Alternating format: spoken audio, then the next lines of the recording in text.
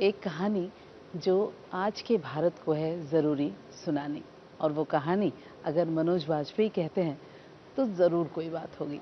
हम बात कर रहे हैं कोहिनूर की, कोहिनूर हीरा, जिसके बारे में बहुत सारी कहानियाँ, बहुत सारे वर्जन्स हम सब ने सुने हैं, लेकिन नीरज पांडे के प्रोडक्शन से आई है कहानी और नरेटर है मनोज वाजपेयी, तो समझ ही सकते हैं। बहुत बहुत स्वागत है आपका। Thank you India TV. Thank you ज्योता।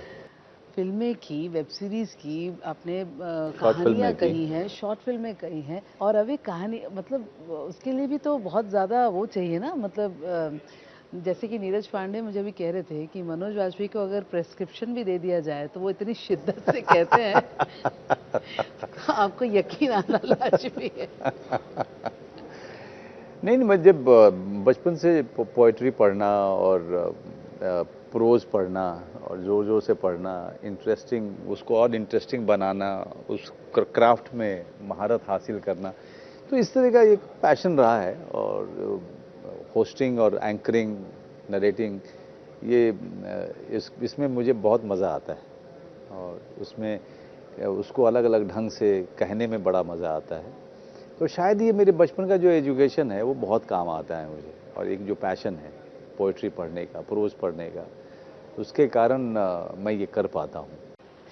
Manoj, जब हम बच्चे जब पढ़ लिख कर बड़े हो जाते हैं, नौकरी करने लगते हैं, तो पढ़ाई कहीं ना कहीं रह जाती है, लेकिन इस तरह का एक काम जब आपका जो फिलहाल जो काम है सिनेमा, उसके अलावा जब ऐसा कुछ आता है जहाँ पर एक बार फिर पढ़ाई, एक बार फिर से किताबें और एक बार फिर से वो नॉलेज की बात आती है, तो लगता है स्कूल ज्ञान पाने को लेकर के ना मेरा एक बड़ी हमेशा जो है मुझे उत्सुकता रही है। ज्ञान से मुझे कभी मैं दूर भागा नहीं हूँ। ज्ञान लेने के लिए मैं हमेशा मैं उत्सुक रहता हूँ, चाहे वो आपसे मिले, चाहे वो आपके कैमरामैन से मिले, कुछ जिसके पास कुछ नया है बताने के लिए, वो लेने में मुझे ना कोई दिक्कत है, बल्कि मैं ज़्यादा आगे बढ़ करके मैं ज्ञान लेने में विश्वास रखता हूँ। Knowledge empowers you. I personally feel कि जितना आप नॉलेज गेन करेंगे उतना आपका कॉन्फिडेंस बढ़ता है, और वो ये कहते हैं बहुत ना, माँ बाप कहते हैं ना, पढ़े लिखे हुए कहते वेल रेड बोलते हैं। हाँ, आप चार लोगों के बीच में किसी भी टॉपिक पर बात कर सकते हैं। और सबसे अच्छी बात होती है कि आप कह पाएं कि हमें नहीं पता। जब आप मान लेते हो कि आपको नहीं पता है, तब आप उसको पता करने में लग जाते हो। तो ये कोहिनूर के बारे में हम सबको पता है, लेकिन कोहिनूर की एक जर्नी है, वो जर्नी के बारे में लोगों को नहीं पता है।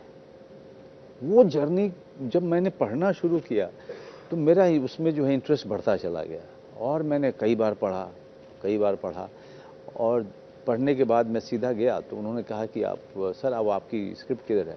और पता चला कि मैं छोड़ के आ गया था, और उसमें इतना मार्किंग किया हुआ था मैंने। फिर मैंने भेजा अपने ड्राइवर को, फिर जाके मंगवाया उसको। तो और फिर उसके बाद मैं उसको टेलीप्रॉम्प्टर पर डलवाता हूँ ताकि मैं उसको फ्रीली कर पाऊँ, फ्रीली और अपने तरीके से कर पाऊँ। और थोड़ा सा चूँकि इनके पास टाइम कम रहता है, तो मैं उसको उनके टाइम शेड्यूल के हिसाब से ख़त्म भी करूँ।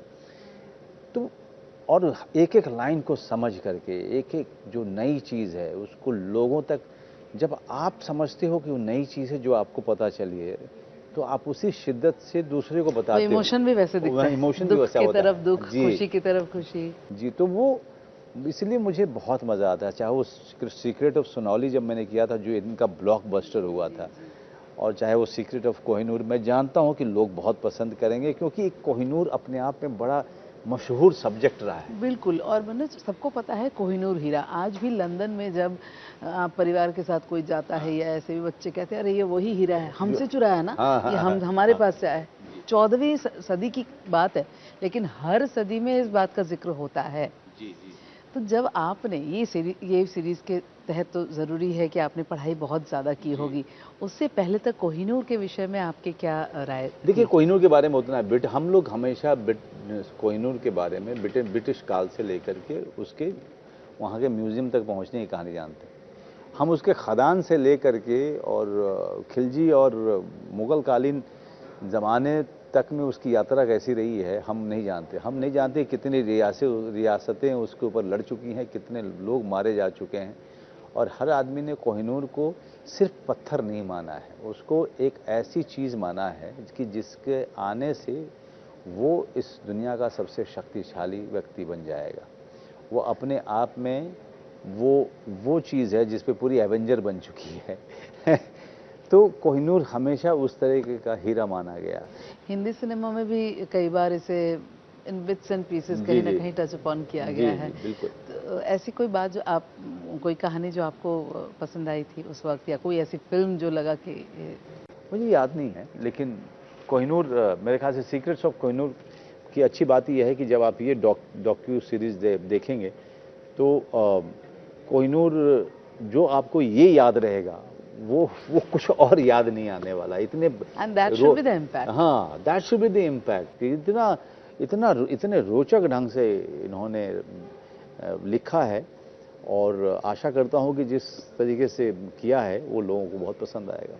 मनोज, जब स्कूल में थे इतिहास कितना पसंद था? नहीं, इतिहास तो हमेशा से पसंद रहा है मुझे। मैंने ग्रेजुएशन हिस्ट्री में किया है और आई थिंक इससे बेहतर और कुछ हो नहीं सकता आपसे। क्योंकि हिस्ट्री से अक्सर लोग थोड़ा नहीं, हमारे पास में भी हिस्ट्री में ज़्यादातर जो है दिल्ली यूनिवर्सिटी में वही लोग थे जो यूपीएससी कर रहे थे, तैयारी कर रहे थे। मैं ही अकेला था जो अब हिस्ट्री पढ़ के अभिनेता बन रहा था। तो मेरे ख्याल से और हिस्ट्री से और कोई था क्या, और मेरे ख्याल से आशीष विद्यार्थी था और कोई हिस्ट्री से था नहीं, और लेकिन आशीष हिंदू कॉलेज में था। तो हम लोग हिस्ट्री पढ़ के एक्टर बनने जा रहे थे और बाकी सब हिस्ट्री पढ़ के यूपीएससी की तैयारी कर रहे थे, आईएएस आईपीएस बनने वाले थे।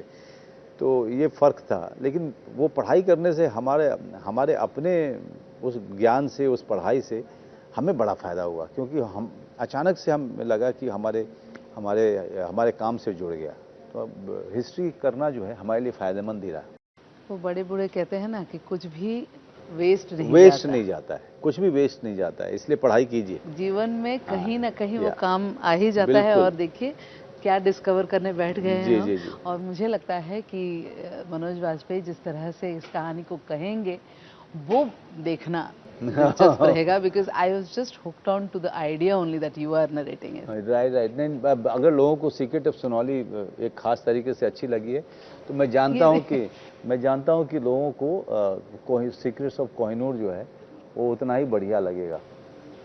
थैंक यू सो मच, बहुत बहुत शुक्रिया। Thank you.